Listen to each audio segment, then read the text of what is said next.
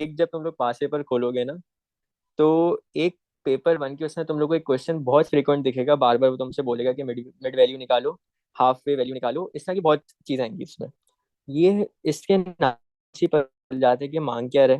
यार मिड का मतलब भी बीच है, हाफ का मतलब भी बीच है। तो बेसिकली दो नंबर के बीच की वैल्यू को निकालने को बोलेगा मिडवे या हाफ वे। इसका तरीका क्या है? यार सबसे पहले किसका स्टेप है कि तुम लोगों ने दोनों नंबर्स को ऐड कर देना है।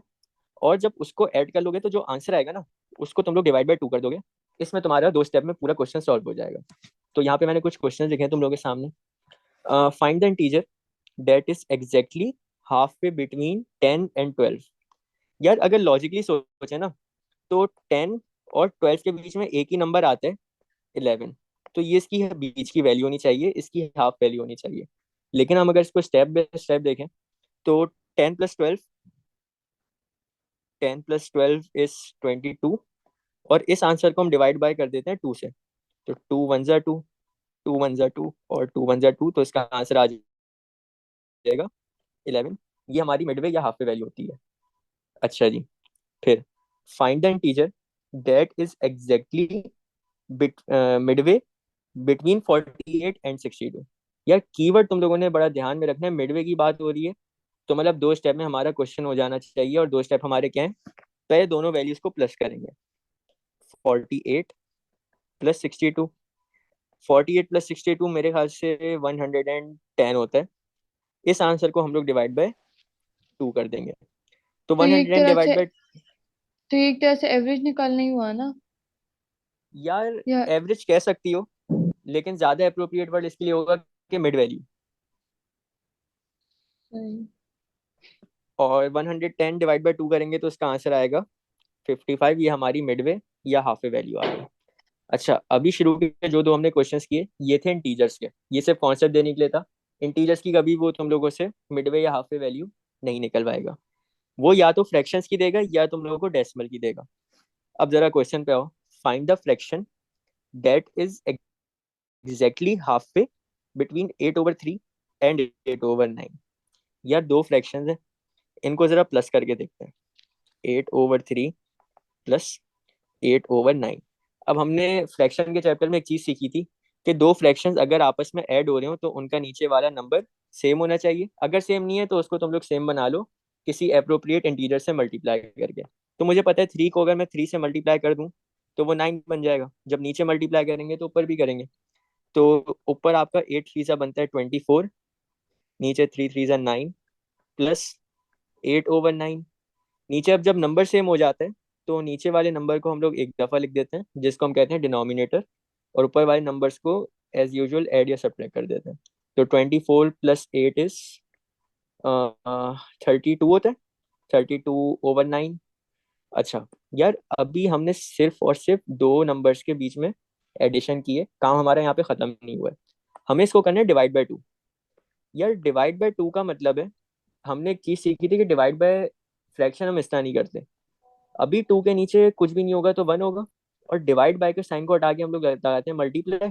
नीचे वाला नंबर ऊपर चला जाता है, ऊपर वाला नंबर नीचे आ जाता है।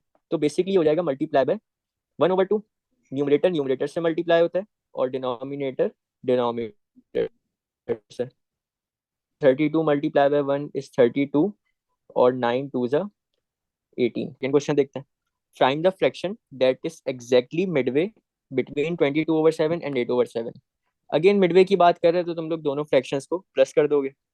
22/7 प्लस 8/7। यहाँ पे हमारा डिनोमिनेटर पहले से सेम है, तो हमें इस पर लंबी करने की जरूरत नहीं पड़ेगी। हम लोग सिंपली 22 + 8 एक साथ लिख देंगे और 7 को एक दफा लिख देंगे। तो 22 + 8 इज 30, 30/7। इसमें से हमें करना है डिवाइड बाय टू, और डिवाइड बाय की जगह हम लोग लगाएंगे मल्टीप्लाई। और ये नंबर रेसिप्रोकल हो जाएगा, यानी वन ऊपर चला जाएगा, टू नीचे आ जाएगा। तो यानी मल्टीप्लाई बाय 1/2 हो जाएगा। तो 30 × 1 = 30, 7 2 = 14। तो इसको जब तुम लोग सिंप्लीफाई करोगे तो आंसर आएगा 15/7।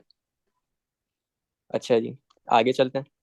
Find the decimal that is exactly half way between 3.2 and 4.6। अभी ऊपर वाले दो क्वेश्चन हमने फ्रैक्शंस के किए, अब जरा डेसिमल पे आ जाओ।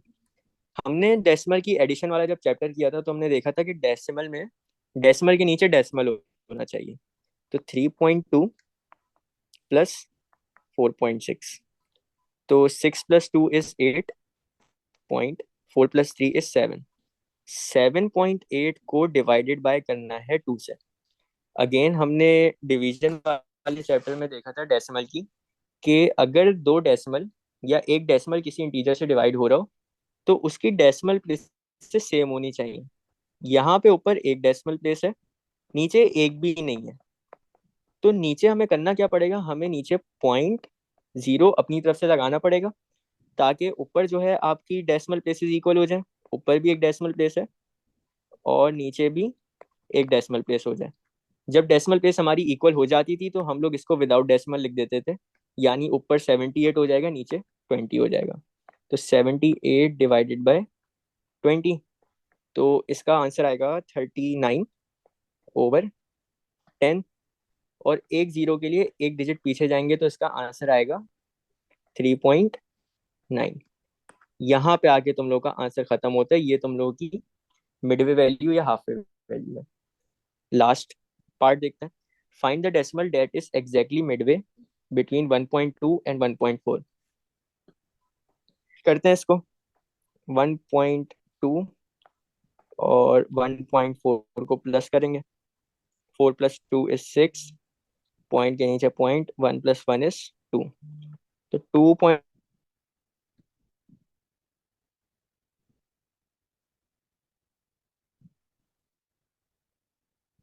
इक्वल करने के लिए आपका बन जाएगा 13/10, और इसका आंसर आ जाएगा 1.3।